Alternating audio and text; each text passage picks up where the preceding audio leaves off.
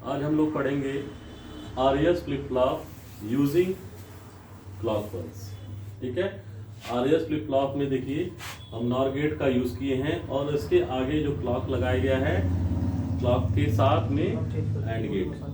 ठीक है, तो इसमें आपका आर ऊपर है और यस नीचे है। और इसके पहले जो हम लोग फ्लिप फ्लॉप पढ़े थे एस आर फ्लिप फ्लॉप में यस ऊपर था आर नीचे था।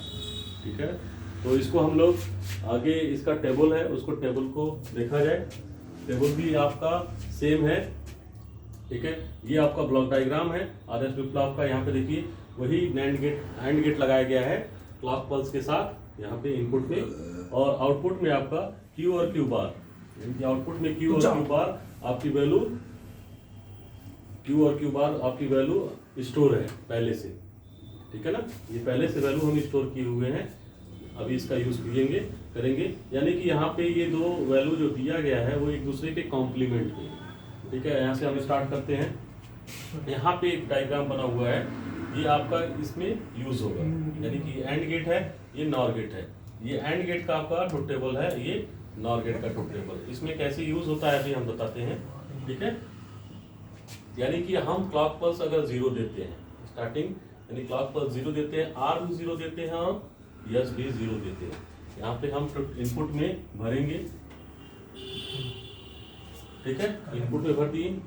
ठीक, अब इसके आउटपुट में क्या जा रहा है वैल्यू, इसके आउटपुट में क्या जा रहा है वैल्यू, पहले आप इसको मत फिल करिए, इसके आउटपुट में देखा जाएगा क्योंकि ये इनपुट है।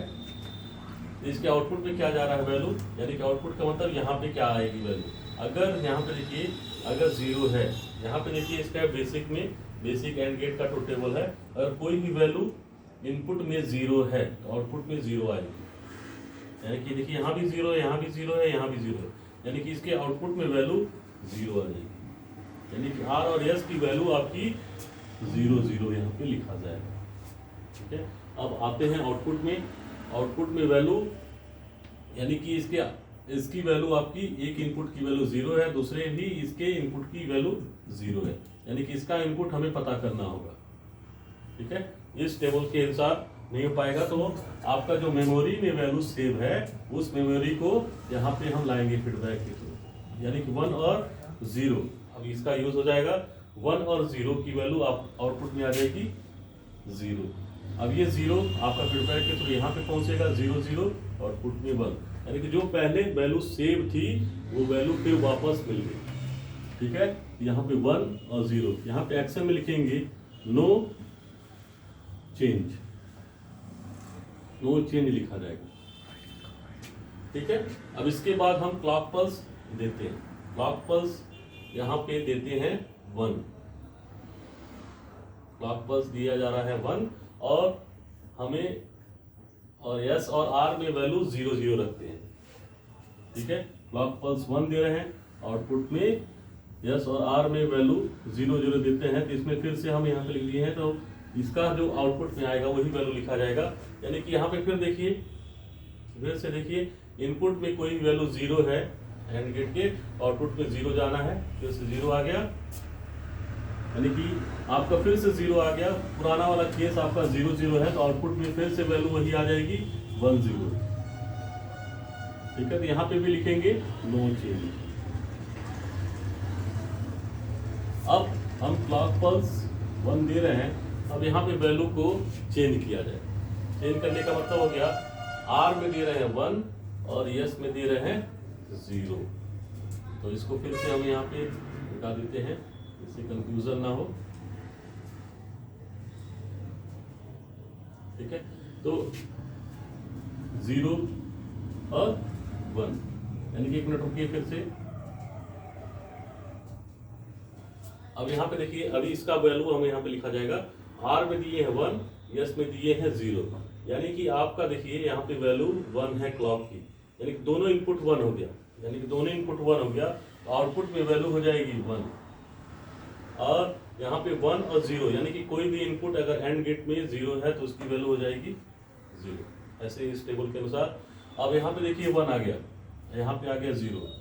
ठीक है, अब इसमें जो क्लॉक में जाएगा नॉर गेट के, यानी कि नॉर गेट में अब यहाँ पे देखना होगा इनपुट आपका दोनों अलग अलग आ गए, तो क्या इसमें हमारा चेंज हो सकता है क्या, यानी कि कोई भी वैल्यू 1 है, यहाँ पे देखिए कोई भी इनपुट में वैल्यू 1 है उसकी आउटपुट में वैल्यू 0 आएगी, यानी कि इसमें इनपुट पे देखिए नॉर गेट के 1 कौन है, यहाँ पर दिया है, इसकी आउटपुट में वैल्यू आपकी क्या आएगी 0। ठीक है, यानी कि आपका आउटपुट में वैल्यू चेंज हो रही है। अब ये 0 आपका वापस यहाँ पर आता है, ये 0 0 आउटपुट में आ जाएगा वैल्यू क्या 1, यानी कि आपका मेमोरी फिर से रीसेट हो गया, यानी कि मेमोरी आपका रीसेट हो गया। इसको हम लोग लिख लेते हैं, यानी कि यस में 0 और आर में 1, यानी कि मेमोरी आपकी हो गई रीसेट, यानी कि हमारा मेमोरी खाली हो गया है, कोई भी मेमोरी में वैल्यू नहीं है। ठीक है, अब यहाँ पे क्लॉक पल्स 1 दे रहे हैं और इसको वैल्यू 1 और इसको 0। ठीक है, तो इसको देखा जाए क्या होगा, क्लॉक पल्स 1 रहेगा, इसको हम कर दे रहे हैं 0 और इसको हम कर दे रहे हैं वैल्यू क्या है 1, यानी कि दोनों 1 1 हो गया, आउटपुट में जाएगा 1 और ये 0 1, आउटपुट में आएगा क्या 0।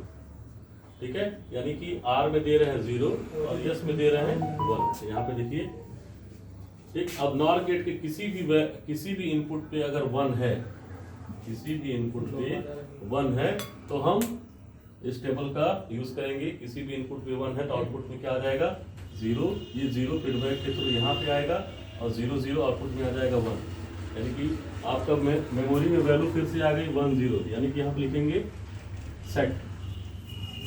ठीक है, अब यहाँ पे देखिए अगर आपका यस और आर में दोनों वैल्यू 1 1 हो गई, ठीक है 1 1 हो गया और क्लॉक पल्स भी 1 दे रहे हैं, क्लॉक पल्स भी 1 दे रहे हैं, तो क्या होगा,